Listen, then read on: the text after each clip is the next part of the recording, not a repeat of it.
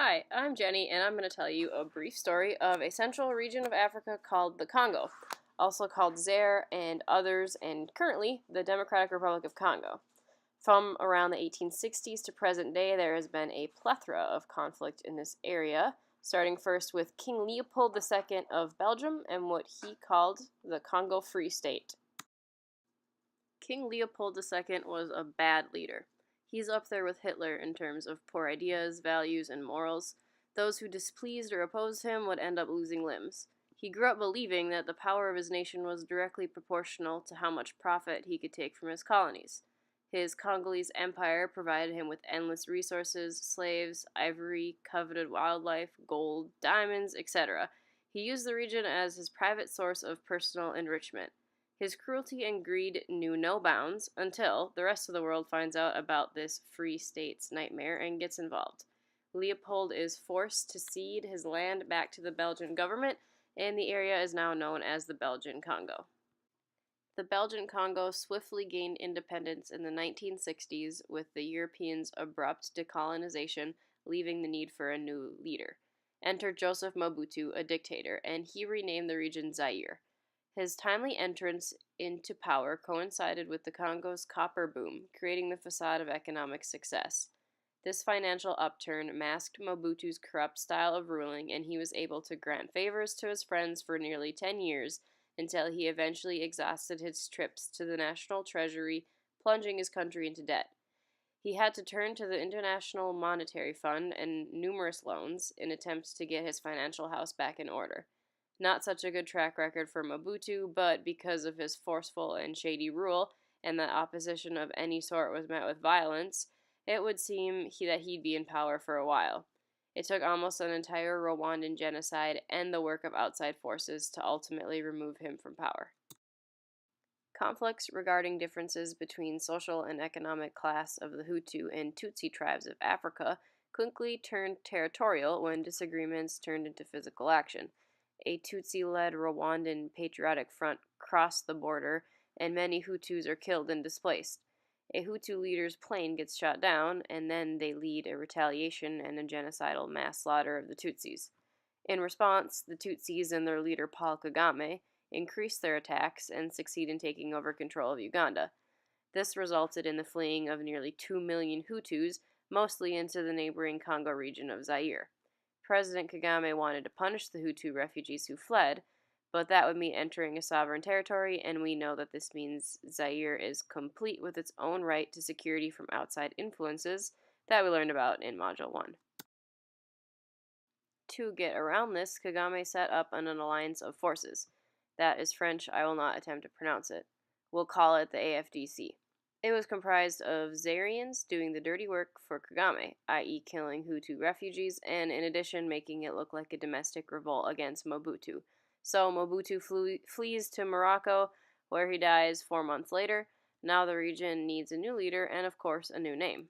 So the fall of a dictatorship and the rise of a democracy ironically leads to more chaos. But first, some victories. On May 29, 1997, Laurent Kabila is now the new leader of Zaire, and he renames it the Democratic Republic of Congo. Democracy. Just kidding. There is actually still a ton of conflict, and it is discovered that a simple name change, even with democracy, doesn't solve everything. Kabila increases tension by expelling the same Rwandan refugees who helped him get into power in the first place. Why? Well, because Kabila proved inept as a head of state, and the combination of his authoritarian way of governing, with the lack of good change he was offering to the region, caused the refugees to revolt.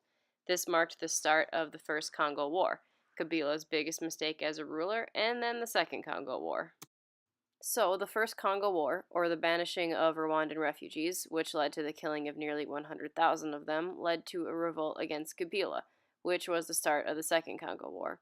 This all took place from around 1997 to 2003-ish. It was not a cut and dry, good versus evil, good old two-sided conflict. It was very complicated, but there are a few key events to take away from it. The Lusaka Peace Agreement.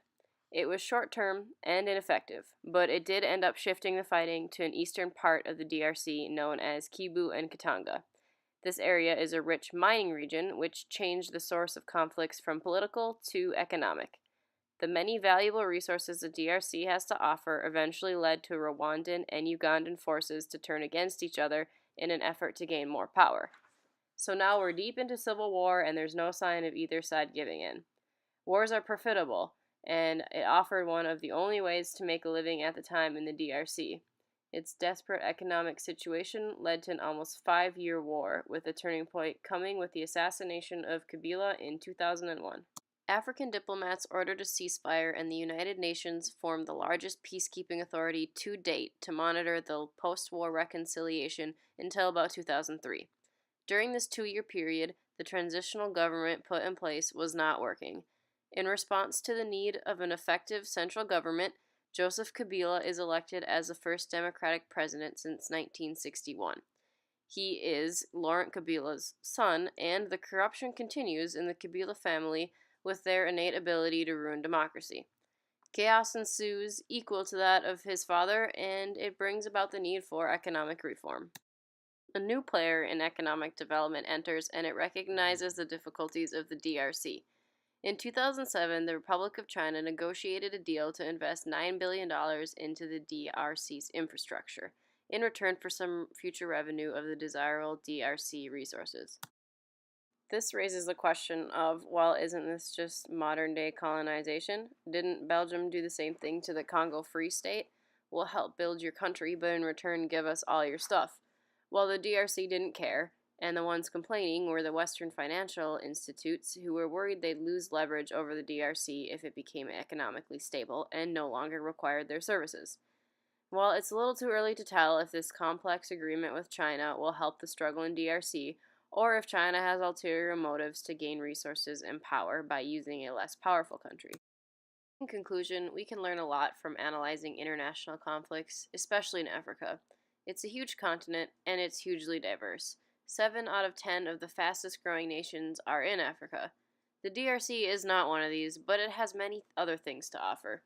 These valuable things it has to offer end up being a source of conflict. But with conflict comes resolution and an opportunity to learn. Positive outcomes, like the largest UN peacekeeping intervention to date, the first joint European military action, and the first trials and arrests in an international court. Dan Van Raybroek, author of Congo, The Epic History of a People, understands the importance of learning and reflecting on the issues in Africa. He stated, Congo history had helped determine and form the history of the world. So that's a little bit about the history of the Congo. Pretty rough, but some positive things. Here are my references. There's an interesting article by Bridget Johnson that delves a little deeper into the Hutu and Tutsi conflicts, which stem mostly from social and wealth discrepancies. In the interest of time, I won't get into much more about the current DRC-China collab, but you can follow the action by just Googling DRC and China. There are a lot of good reads. Anyway, have a good one. Thanks for listening. Go Capitals.